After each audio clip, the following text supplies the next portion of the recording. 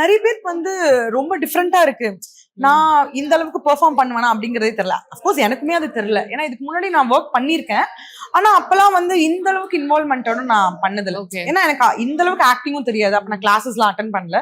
இந்த ஒரு 3-4 years gap தான் வந்து எனக்கு நிறைய ஆக்டிங்க பத்தி ஆமா டைமும் இருந்தது, பிடிச்சும் இருந்தது. இப்போ அதை வந்து அப்ளை பண்ணி பார்க்கும்போது அது பயங்கர இன்ட்ரெஸ்டிங்கா இருக்கு எனக்கு. சோ அது ஆடியன்ஸோடவும் கனெக்ட் ஆகும் போது அதான் ரொம்ப ரியாலிட்டியா பண்ணணும் அப்படிங்கிறது தான் கான்செப்ட் இதுல.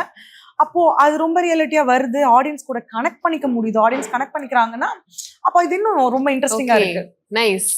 நீங்க சொல்லுங்க, இப்ப வந்து உங்களோட கேரக்டர் பத்தி தான். ஏன்னா அவங்க வந்து ரிவீல் பண்ண மாட்டேன்னு சொல்றாங்க. பட் ஆனா நீங்க வந்து உங்களுக்கு ஒரு ஆசை இருக்கும் இல்லையா? ஏன்னா நீங்க சாபோலாம் விட்டு வந்தீங்க, நீங்க எப்படி வாழ்றீங்க, உங்க 2 பேரும் அழிக்க போற அப்பலாம் சொல்லி சாபம் விட்டு வந்தீங்கல்ல. சோ உங்க கேரக்டர் எப்படி இருந்தா நல்லா இருக்கும் இதுக்கப்புறம்?